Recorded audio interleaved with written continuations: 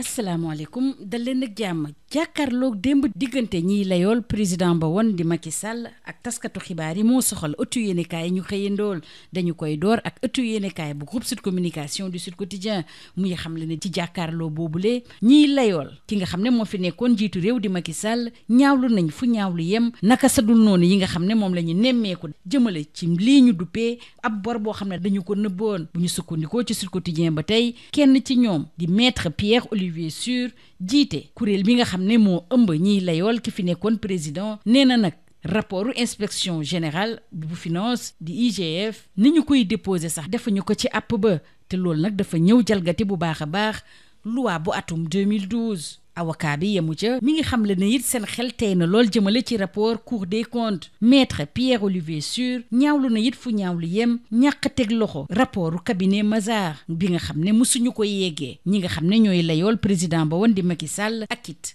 taskatu xibaar yi moo taxit samp na ci ab laaj ci yenn anam la ñu tànnee cabinet Mazars ndax ci tànneef ba it charte yi war sàmmonte nañu ak moom dañuy des ci mbirub bor bi nga xam ne dañu ko nëbb ak it ñi nga xam ne ñooy layool Macky Sall ak waa l'informé ñoom xamle nañu ne Pierre Olivier Sur moom li ko wóor ba wóor mooy ay rapport la ñu nëbb waaye du benn bor boo xam ne nëbb nañu ko mi ngi xam le ne ñoom pare nañ temm ngir lëkkaloo kilifa yi ngir dëgg bi feeñ keneen koo xam ne it bokk na ci ñi nga xam ne ñooy layool président ba woon di Macky Sall moom maître Aïssata Tall Sall di xamal ba tey waa l'informé ni combat bi nag léegi la doog a door te nag danañ ci dem ba jeex kàddu yi Pierre Olivier walla si delsi nañ ci bu baax a baax ndax xam le ne ci wàllu yoon ak ci wàllu comptabilité li leer ba wóor mooy du benn bor boo xam ne nëbb nañu ko ay rapport kay la ñu nëbb askan wi maître Aïssata Tall Sall xam le ne bañ bi nga xam ne moom la kilifa yi bañ ngir bañ a yeggee askan wi xibaar yi nga xam ne moo jëm ci wàll wi nag day ñëw jalgati loi bi nga xam ne dafa jox sañ-sañ askan wi mun a jot xibaar yi nga xam ne moo la soxal moo tax it muy samp ab laaj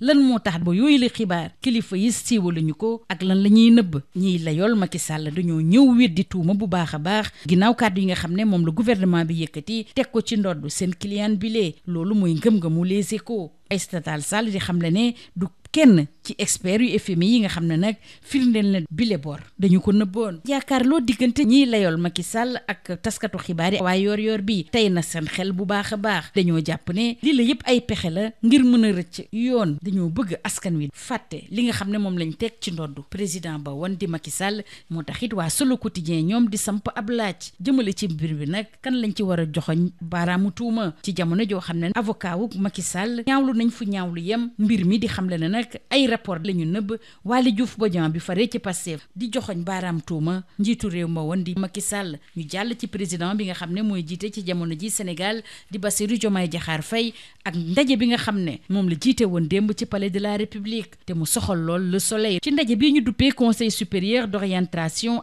agro-sylvo-pastorale di loi bi nga xam ne mooy tënk charte yi nga xam ne moo jëm ci wàllu mbay ci wàllu napp càmm ak li ni xeetoo ci suñu réew dafa am nag yu yees yoo xam ne dañu ko tàbbi ci li nga xam ne moom lañ njëkkoon a tëgg moom lañ jébbal démb président bi Bassirou Diomaye Diakhar Faye rafet na la bu baax a baax anam yi nga xam ne moom la ñu ko tëggee ndax dañ ca boole ñëpp te it nëbbuñu lenn mu gën a féddali nag dogu bi nga xam ne moom la gouvernement bi am ngir loi bi la ñu jëmal ko suñu réew laa sit dellu si na ci kàddu yi nga xam ne moom la président Bassirou Diomaye Faye yëkkati ne mébét bi mooy fexe ba am mbay boo xam ne dina mën a tax ba ñu moom suñu bopp jëmale ci wàllu dund waa Vox Populi di dellu si ci li nga xam ne moo tukkee ci ndaje diggante waa FMI ak jëwriñ bi ñu dénk wàllu économie Abdourahmane Sarr di xamal suñu naataangoo yi ne bor bi nga xam ne moom la ñu am ci jamono ji mun nañu ko fay xaabaaba la ñu mu gën a féddale taxawaayu gouvernement bi ngir ci nu mu gën a gaawee ñu am programme bu yees ak waa FMI waa laa suñuy xamal ne nag Sénégal dafa jug taxaw temm ngir xeex garab yu bon yi nga xam ne moom la ñuy jaay ci loolu le agence sénégalaise ñu dénk ko mu jaaral ci yoon lépp lu jëm ci wàllu jënd ak njaayum garab ci suñu réew teg na benn kuréel boo xam ne xeex garab yi nga xam ne baaxul benn yoon ci askan wi moo ko tax a jóg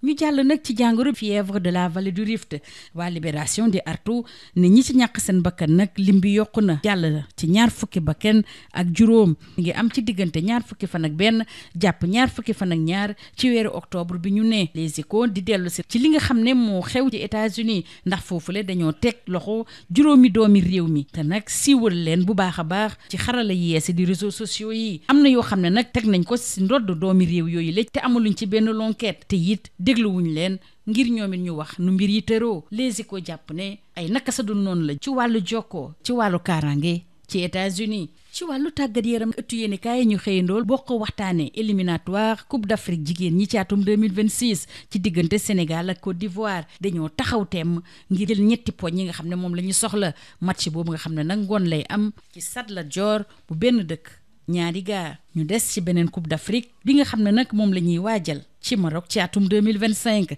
12e gaynde Ale Casa ak Lebu gi ñoom nag dañoo taxaw temm ngir gunge gaynde yi démb lañ doon jëmmal mbir moomu lee ñu duppee ko Allez les Lions. ñu jeexale ko Jeux olympiques de la jeunesse bi nga xam ne moom la ñuy waajal suñu réew ci atum 2026 waa Sud Quotidien ñu ñuy xamal ne Abbas Fall di jaraaf bu Ndakaaru dem na ci Corée du Sud rawatina ci fii nga xam ne mooy Pyeongchang li ko fa yóbbu nag mooy saxal fa benn garab ci dëkk boobu nga xam ne fa la ñu amaloon Jeux olympiques juróom-ñeenti fan jàpp ñaar fukki fan ak juróom ci weeru février ci atum 2018 te loolu nag lu am solo la bu ñu sukkandikoo ci Sud Quotidien lii moo gënoon a fës ci ëttu yéenekaay yi ñu xëyandool ñu yendoog jàmm.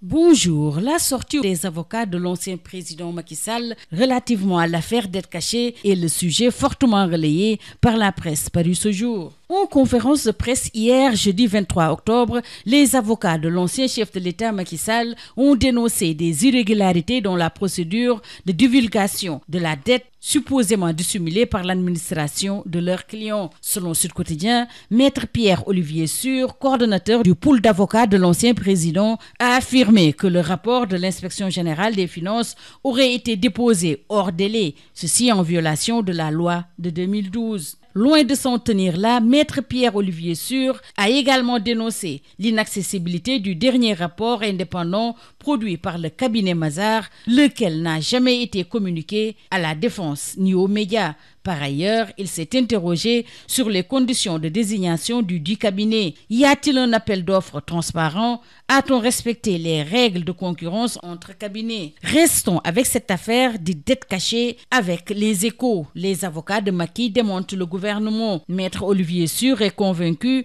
que ce n'est pas une affaire de dettes cachées, mais de rapports cachés. Il précise, on veut voir le rapport de l'IGF, le pré-rapport de la Cour des comptes et le rapport Mazars. Pour Maître Aïssata Tall Sall, membre du pool d'avocats de l'ancien chef de l'État, Macky Sall, aucun rapport du FMI n'a confirmé cette dette dite cachée. Pour l'AS, les avocats de l'ancien président Macky Sall montent au front à travers cette contre-attaque sur la dette cachée. Pour Maître Pierre-Olivier Sur, avocat de l'ex-président Macky Sall, juridiquement, factuellement et comptablement, il n'y a pas de dette cachée. Restons avec le camp de Macky Sall qui dégaine sa vérité dans les colonnes de l'Informé. Et Maître Olivier Sur d'affirmer, je cite, « Nous sommes prêts à coopérer avec les autorités pour établir la vérité ». Et Maître Aïssata Tall Sall d'enfoncer le clou, le combat ne fait que commencer. Nous ne lâcherons rien. Restons avec le face-à-face entre les avocats de l'ancien président Macky Sall et la presse que Yor Yorbi qualifie de conférence manœuvre des avocats de Macky Sall et d'écrire entre manipulation médiatique et stratégie pour fuir la justice. Selon le confrère, les avocats de l'ancien président ont orchestré hier une sortie médiatique visant à détourner l'attention des accusations de gestion opaque de la dette publique en mettant en avant la prétendue dissimulation de rapports financiers et en présentant Madiambal Diagne comme une victime d'une justice politique. Cette conférence apparaît comme une tentative claire de manipuler l'opinion et d'influencer les décisions judiciaires. Au même moment, Solo Quotidien s'interroge qui est responsable au moment où ses avocats dénoncent des rapports cachés. Waly Diouf Bodian de Pastef indexe, lui, l'ancien président. Au moment où l'actuel président de la République, Bassirou Diomaye Diakhar Faye, a reçu la version révisée de la loi d'orientation agro-sylvo-pastorale. C'était, selon Le Soleil, lors du Conseil supérieur. Consacré à cette question, le chef de l'État a salué le caractère participatif, inclusif et transparent du processus et réaffirmé la détermination du gouvernement à faire de cette loi le socle juridique et stratégique d'une agriculture moderne, équitable et résiliente au service du peuple sénégalais. Selon l'AS, le président Diomaye veut tout simplement une agriculture durable équitable et souveraine. Et le confrère de relever que la sécurisation du foncier est une nécessité. Le FMI est à Dakar et Vox Populi de revenir en détail sur les détails de la rencontre entre l'équipe d'Edouard Guémayel et le ministre de l'économie, et Abdourahmane Sarr de réaffirmer le caractère soutenable de la dette publique au regard des paramètres économiques et financiers. Il a réitéré par ailleurs la ferme volonté du gouvernement à finaliser dans les plus brefs délais le nouveau programme avec le FMI. Les échanges de Dakar ont démarré hier selon Le Soleil. Libération d'alerter relativement à la fièvre de la vallée du Rift. Le bilan passe à 25 morts avec 3 nouveaux décès enregistrés entre le 21 et le 22 octobre. Retenez que 61 cas actifs ont été répertoriés à date après 226 guérison. Faux médicaments, le sujet intéresse l'AS qui affirme que l'État sort les griffes. Le Sénégal passe à l'action contre le trafic de faux médicaments. L'Agence sénégalaise de réglementation pharmaceutique a mis en place hier le Comité national de lutte contre le trafic illicite de produits médicaux. Dérive inquiétante de la communication sécuritaire américaine, 5 Sénégalais ont été arrêtés et exposés sur les réseaux sociaux, rapportent Les Échos. Les noms, photos et dates d'arrivée de nos compatriotes ont été publiés sans gêne, signale le confrère, qui précise que des délits leur sont collés sans enquête et sans prendre leur version. En sport, qualification CAN féminine 2026 Sénégal-Côte d'Ivoire ce vendredi à 17h au stade Lat Dior de Thiès. Le préparateur physique des Lions, Mathurin Dionou, confie à Les Échos, je cite, « On viendra pour montrer qu'on veut cette qualification et qu'on a pour objectif de repartir à la CAN ». Justement, en route vers la CAN, les confrères parus ce jour rapportaient que le 12e Gaïndé, Ale Kaza et les Bougui